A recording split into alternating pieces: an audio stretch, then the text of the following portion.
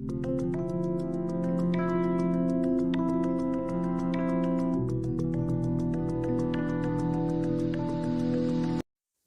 back, dears. In this video, I'll explain the second part of the 100 dresses. In the first part, we came to know about Wanda Petronsky, her peculiar character and what is her special talent, and about the contest conducted by the school and how Wanda was able to win the competition. But unfortunately, when the teacher declared the results, Wanda was not present over there. And in the second part, we can see why Wanda Petronsky had not been coming to school. While the class was circling the room, the monitor from the principal's office brought Miss Manson a note. Miss Manson read it several times and studied it thoughtfully for a while. Then she clapped her hands. "Attention, class! Everyone back to their seat!" When the shuffling of feet had stopped and the room was still and quiet, Miss Manson said, "I have a letter from Wanda's father that I want to read to you." Miss Manson stood there a moment and the silence in the room grew tense and expectant. The teacher adjusted her glasses slowly and deliberately. Her manner indicated that what was coming. This letter from Wanda's father was a matter of great importance. Everybody listened closely as Miss Manson read the brief note. Here we can see the students was having a look at the amazing drawings Wanda had drawn and admiring it when the monitor of the class brought a piece of note for Miss Manson. Miss Manson read that note multiple times as she couldn't believe what was written in it. Finally, she decided to disclose the thing to the students. And she decided to gather the class to read it loud and clear. It was a letter from Wanda Petronsky's dad. She silenced for a while, which created tension in the minds of her students. She adjusted her spectacles, which made it clear how important that note is. And she began reading it and everyone listened carefully. The letter goes like this. "Dear teacher, my Wanda will not come to your school anymore. Jake also. Now we move away to big city. No more Holler Pollack. No more Raz Y funny name. Plenty of funny names in the big city. Yours truly, Jan Petronsky." So the letter began with a salutation to Miss Manson, and Wanda's father conveyed his intention of not sending both of his children, Wanda and Jake, to the school anymore. He mentioned that they were shifting to another city, a big one, where no one would care enough about their strange name, a big city with a lot of people having weird names. So we knew that Wanda's classmates thought her name was weird and funny because Wanda was a Polish immigrant to America and thus she had an unfamiliar name. A deep silence met the reading of this letter. Miss Manson took off her glasses, blew on them and wiped them on her soft white handkerchief. Then she put them on again and looked at the class. When she spoke, her voice was very low. I'm sure that none of the boys and girls in room 13 would purposefully and deliberately hurt anyone's feelings because his or her name happened to be a long, unfamiliar one. I prefer to think that what was said in thoughtlessness. I know that all of you feel the way I do, that this is a very unfortunate thing to have happened. Unfortunate and sad, both. And I want you all to think about it. After hearing what was there in that letter, everyone was left speechless. Miss Manson, too, was stunned, and thus she cleaned her glasses, wore them again, and spoke to the class in a low voice. She conveyed her disappointment to the class and asked them to ensure her that nothing was done purposefully to hurt Wanda. She gave the children benefit of doubt that everyone they did was done unintentionally. She said whatever happened was sad and unfortunate. And she advised the students to introspect about it too, to think about it, whether they have done it right or wrong. The first period was a study period. Maddie tried to prepare her lessons, but she could not put her mind on her work. She had a very sick feeling in the bottom of her stomach. True, she had not enjoyed listening to Peggy ask Wanda how many dresses she had in her closet, but she had said nothing. She had stood by silently, and that was just as bad as what Peggy had done. Worse, she was a coward. At least Peggy hadn't considered they were being mean, but then Maddie had thought they were doing wrong. She could put herself in Vanda's shoes. Everyone began thinking about what was written in that letter and how each one of them made Vanda feel. In the first period of that day, Maddie could not concentrate on her studies as she felt sick for not stopping Peggy at that right time. Had she stopped Peggy from playing that dress game with Vanda, things could have been different. Although Maddie never teased Vanda, but nor did stop Peggy from doing it, which makes her just as bad as anything. Peggy's intentions were never to hurt Vanda, and she was not aware that her game hurt her feelings. Maddie, on the other hand, was aware of its impact, yet she stood silent, which made her a coward for not standing against what is wrong. Goodness, wasn't there anything she could do? If only she could tell Wanda she hadn't meant to hurt her feelings. She turned around and stole a glance at Peggy, but Peggy did not look up. She seemed to be studying hard. Well, whether Peggy felt badly or not, Maddie, had to do something. She had to find Wanda Petronsky. Maybe she had not yet moved away. Maybe Peggy would climb the heights with her and they would tell Wanda she had won the contest, that they thought she was smart and the 100 dresses were beautiful. Here we can see Maddie was filled with regret, and Maddie wished for a chance to apologize to Wanda. And hoping Peggy would be thinking about Wanda too, she takes a look at Peg, but she was busy in studying. And regardless of what Peggy was thinking, Maddie decided to take some action. She hoped Wanda hadn't yet moved away and she could tell her how sorry she was and appreciate her 100 dresses. When school was dismissed in the afternoon, Peggy said with pretended casualness, "Hey, let's go and see if that kid has left town or not." So Peggy had the same idea. Maddie glowed. Peg was really all right. The two girls hurried out of the building up the street toward Bogginside, the part of town that wore such a forbidding air on this kind of a November afternoon, drizzly, damp, and dismal. So the same day, after the school had ended, Peggy asked Maddie if they could go and check if Wanda has moved or not. Maddie was satisfied at the thought that they both had some plans of apologizing to Wanda, and both of them hurried to Bogginside, the place where Wanda lived, in order to find her.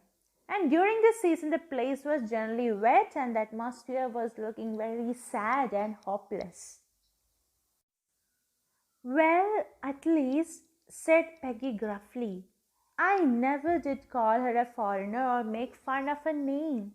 I never thought she had the sense to know we were making fun of her anyway. I thought she was too dumb and gee. Look how she can draw." Maddie could say nothing. All she hoped was that they could find Wanda. She wanted to tell her that they were sorry they had picked on her and how wonderful the whole school thought she was, and please not to move away, and everybody could be nice. She and Peggy would fight anybody who was not nice. The two girls hurried on. They hoped to get to the top of the hill before dark. So here Peggy tries to comfort herself by murmuring that at least she didn't call her a foreigner because she was an immigrant. Neither did she make her feel different or having an unfamiliar name. She was always in the delusion that Vanda had no idea that those girls were making fun of her. And above all, Vanda is such a great artist too. Maggie, on the other hand, couldn't say a word. What she hoped for is a chance to confess, make amends, appreciate her, and try to stop her from moving away. In fact, she even thought of conveying her idea to protect Wanda if anyone tried to trouble her in any way. And in order to reach the place before night, they were just hurrying. I think that is where the Petronskis live, said Maddie, pointing to a little white house. Wisp of old grass stuck up here and there along the pathway like thin kittens. The house and its sparse little yard looked shabby but clean. It reminded Maddie of Wanda's one dress, her faded blue cotton dress, shabby but clean. There was not a sign of life about the house. Peggy knocked firmly on the door, but there was no answer. She and Maddie went around to the backyard and knocked there. Still, there was no answer. Now we can say that the girls, Maddie and Peggy, saw a white little house up there, which they thought was a place where Wanda Petronsky lived. The house and its surroundings were shabby but clean, just like Wanda's worn-out blue dress. Thin bunches of grass grew along the path that led to the house, and they resembled thin kittens. And no one could be seen around the house. They knocked both at the front and backyard doors, but to their disappointment, there was no answer. There was no doubt about it. The Petronskis were gone. How could they ever make amends? They turned slowly and made their way back down the hill. Well, anyway, said Peggy, she's gone now. So what can we do?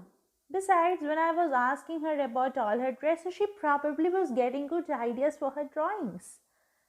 She might not even have won the contest otherwise.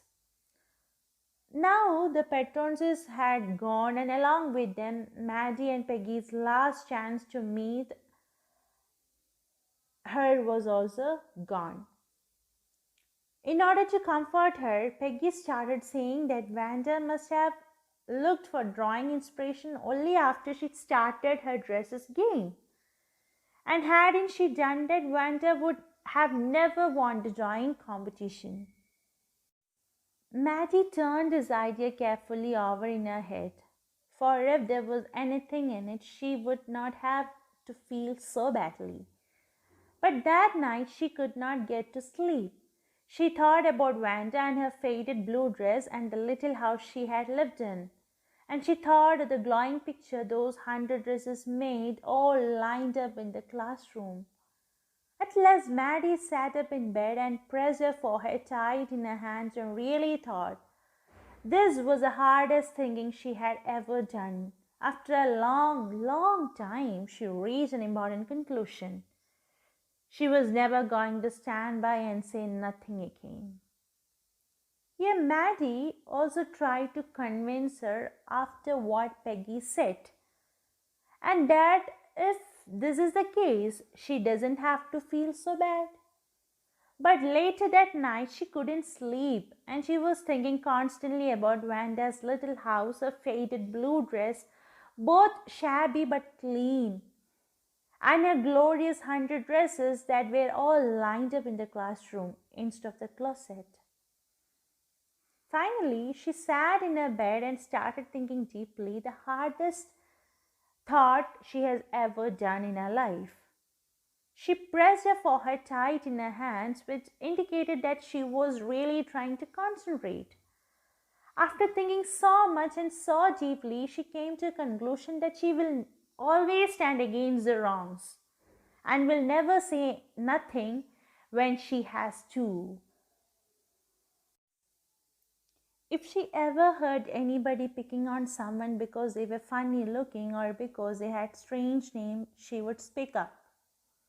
Even if it meant losing Peggy's friendship, she had no way of making things right with Vanda.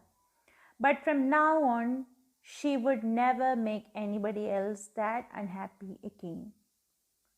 Here we can see that she decided that she would never let anyone make fun of others because of their appearance, name, clothes, or what, from where they come from.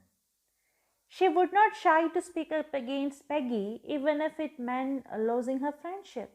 She could not go in the past to make amends with Vanda, no matter how much she wanted to do. But from now on, she is never going to let another person feel embarrassed or unhappy again.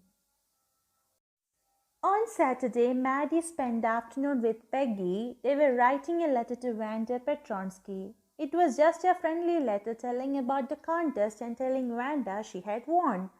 They told her how pretty her drawings were, and they asked her if she liked where she was living and if she liked a new teacher.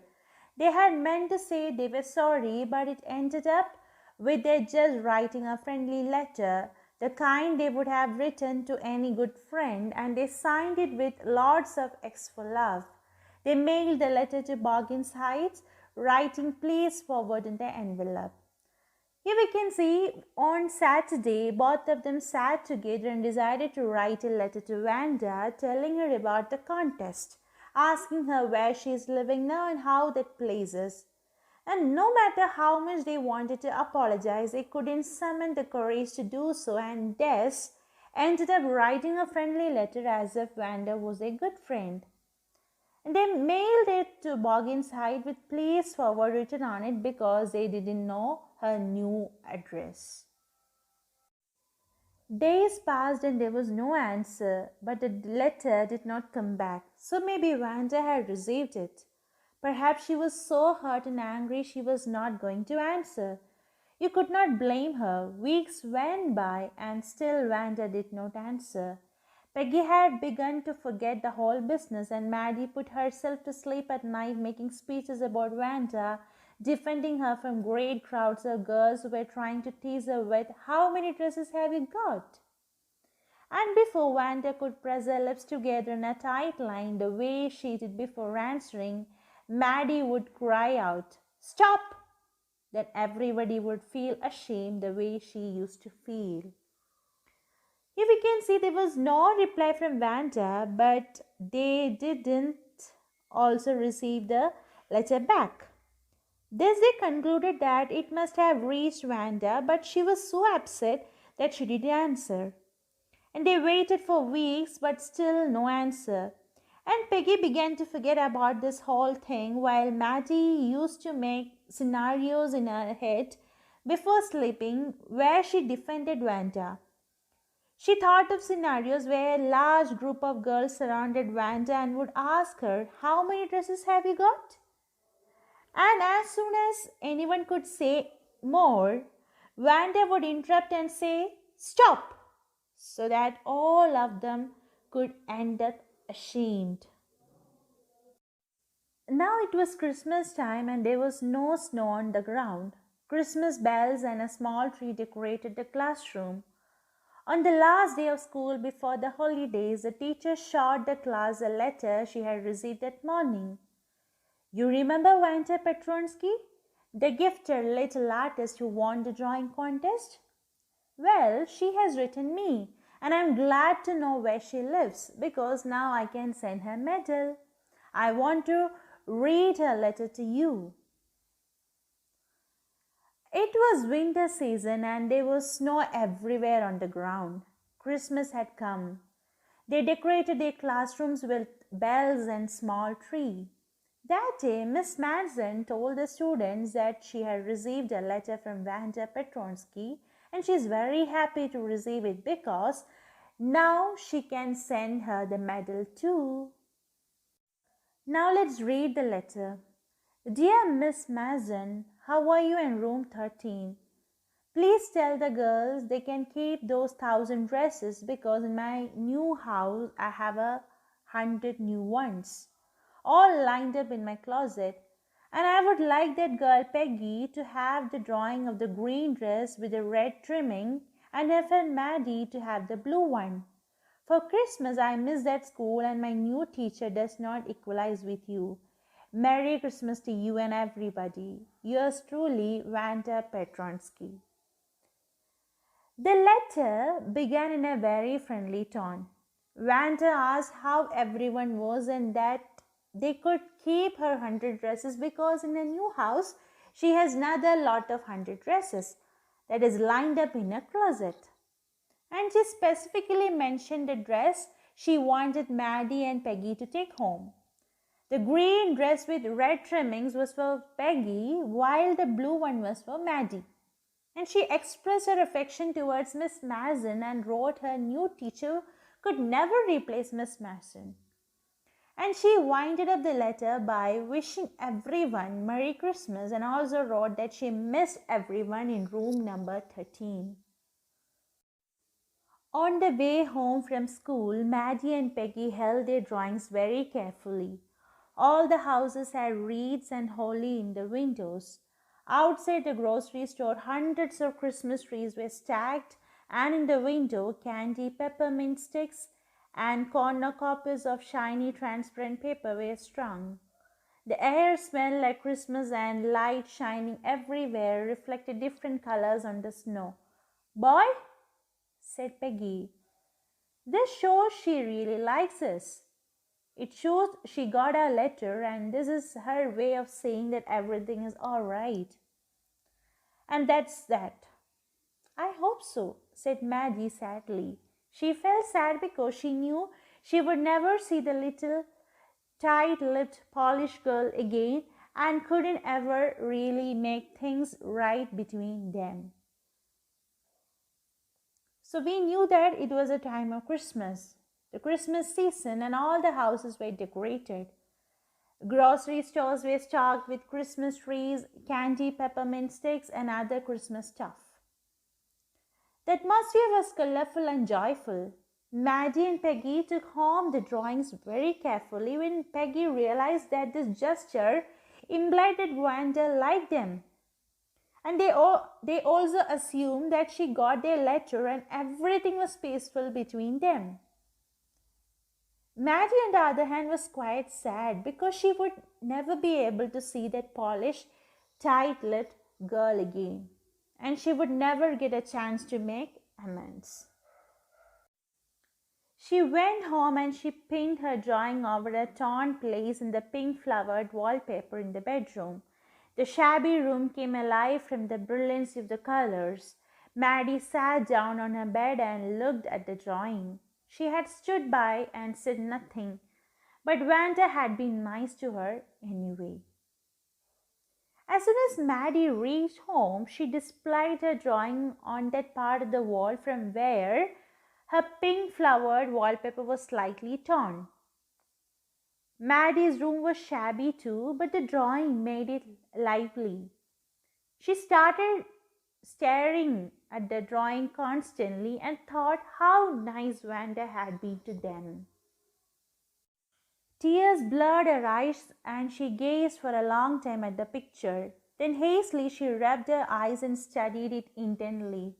The colors in the dress were so vivid that she had scarcely noticed the face and head of the drawing. But it looked like her, Maddie. It looked like her own mouth. Why it really looked like her own self? Vanda had really drawn this for her? Excitedly, she ran over to Peggy's. So while staring at the drawing Vanda had given her, Maddie's vision got blurred from tears. She rubbed her eyes and noticed that Vanda had actually drawn Maddie's face along with the dress. The colors of the dress were so bright and vibrant that the face was hardly visible. Maddie got excited and ran towards Peggy to check if she had noticed it too. Peg, she said, let me see your picture. What's the matter? Asked Peggy. As they clattered up to her room where Vanda's drawing was lying face down on the bed, Maddie carefully raised it. Look, she drew you. That's you, she exclaimed. And the head and the face of this picture did look like Peggy. As soon as Maddie reached Peggy's house, she asked her for the picture. The drawing was laying upside down in the bed. Maddie raised it and yes, it was Peggy in that drawing. Both were left in shock and awe at the same time. They were astonished because this girl has drawn their picture itself. What did I say? Said Peggy. She must have really liked this anyway. Yes, she must have, agreed Maddie, and she blinked away the tears that came every time she thought of Vanda standing alone in that sunny spot in the schoolyard, looking sorrowfully over the group of the laughing girls after she had walked off, after she had said, sure, 100 of them all lined up. Yet Peggy exclaims that she was right about the thought that Vanda liked them. Maddie, whose eyes get filled with tears every time she recalled that scene where Vanda would look at the girls laughing at her, also agreed with Peggy. We can conclude that even though they were mistreating her, they were always taunting her, Vanda always liked them. That is why they drew their pictures on her drawings.